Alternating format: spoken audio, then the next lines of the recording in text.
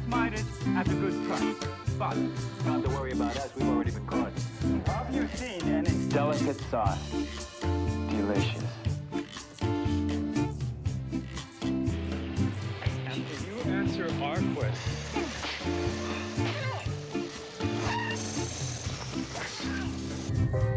Golden Valley, the only microwave. Do you know? Confucius say nuggets of wisdom are never as tasty as these. We were only scheduled for 4 weeks in Buenos Aires location shoot. So we started in, bango, right away. I remember I would have breakfast sometimes with Ron Howard's brother, Clint. And Clint, I remembered from when we were kids. He was a child star, and he did this TV show series called Gentle Ben. He was a kid, and there was a horse and stuff like that. Anyhow, okay, we weren't kids anymore. We were sitting there eating all these buffet thing they had with bacon and eggs and all this stuff, and I sat down with him, and we were laughing, and I remember him telling me, harden those arteries while you're still young, kid.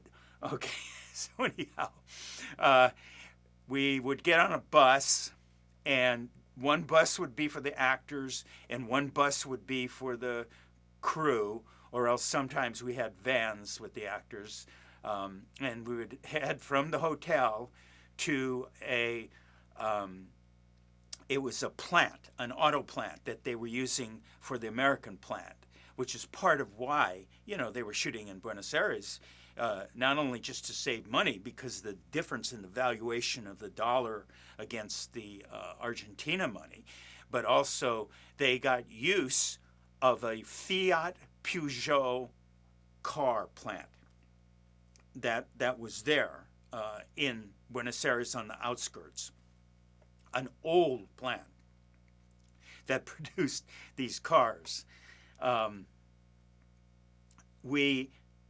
throw something in, otherwise I'm going to forget to tell you. Okay, when we were shooting the movie, sometimes we would be working or fake working or whatever on some of the cars coming down the assembly lines of either Fiat or Peugeot cars. And we were joking that we were going to mark on the bottom of the chassis, put an X or put something underneath there, so that if we ever bought one of these, we wouldn't buy one that we fooled with. Okay, just wanted to throw that one in. We show up for the first day of shooting, and we're all assigned these actors' trailers, where RV things where you hang out and so forth, and they have what's called the honey wagons. That's the whole trailer that they use for bathrooms, right? Huge trailer, the honey wagons. And anyhow, we started shooting, and then lunchtime. So we all broke for lunch, and we went to some big cafeteria type room or whatever. And we got in a line, and we're going down the line, okay? And wrapped in these little wax things were cold cut sandwiches, like 2 pieces of white bread with some bologna, a slice of bologna in it, and an apple, and a bag of chips or some kind of a thing like that. When we got in line and went there, the actors were kind of confused. I mean, this is like the kind of food I think you get in prison or jail, right? And we're kind of confused. The crew was not. The crew was furious. I mean furious, because, nobody works harder on a picture than the crew, right? And they brought their tray and sat down and looked at this, and there was almost going to be a riot. I think what happened is the caterer that they hired in Buenos Aires was going to make some extra money cutting corners. This is what I figure. And this was his idea of giving us lunch. That doesn't fly. Literally, the crew said, tomorrow, if this is the same food, they're going to walk off the set. I mean, that's what I heard.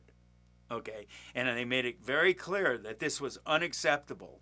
And the producers and everybody, I don't think they knew about it. You know, the Ron and all, the director, they have nothing to do with this. But the producers, this surprised them also, because they were there eating with us.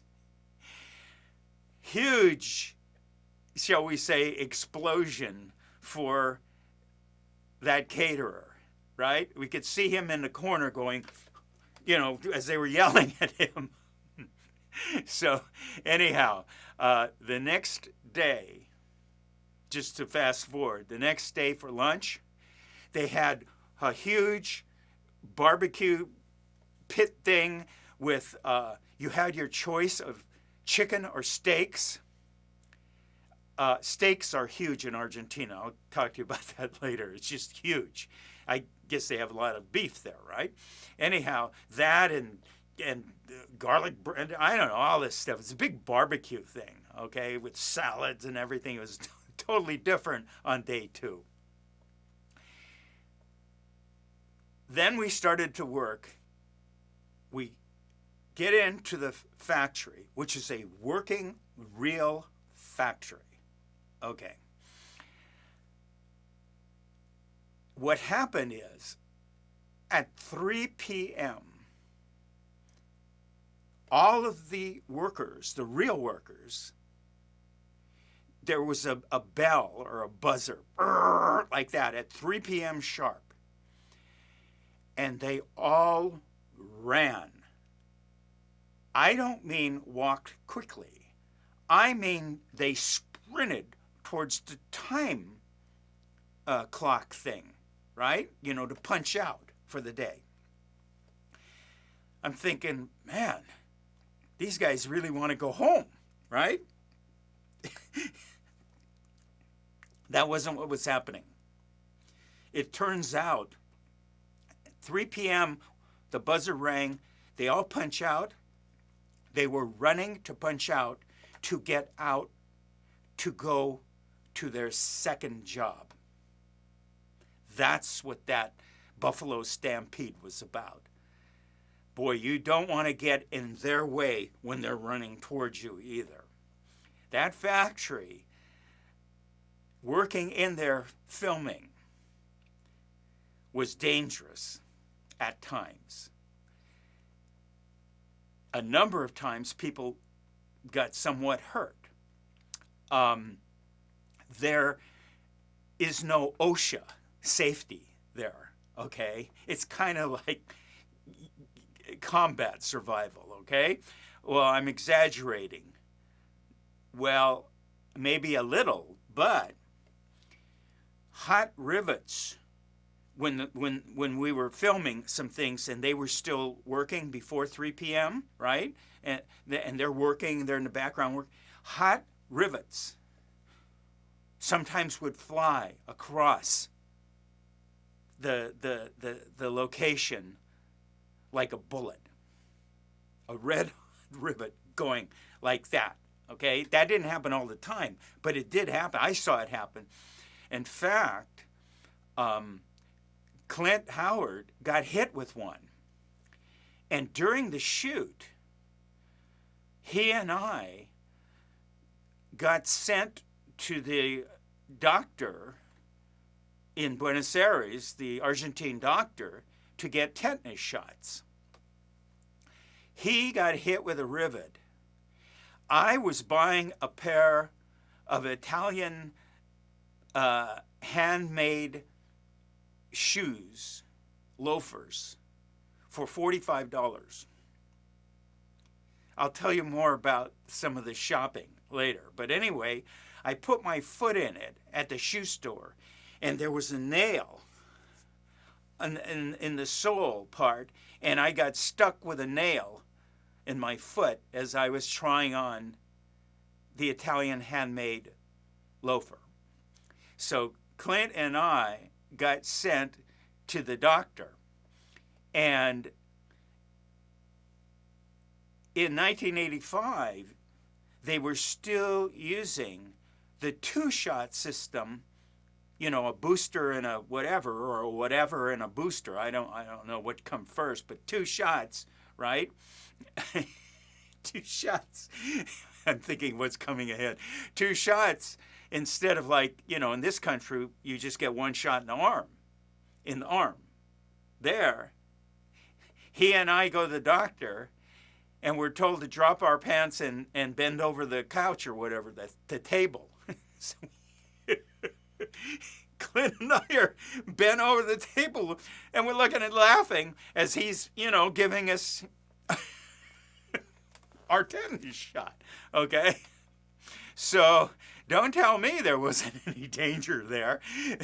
There were a few other times that people almost got hurt, but very interesting place to shoot.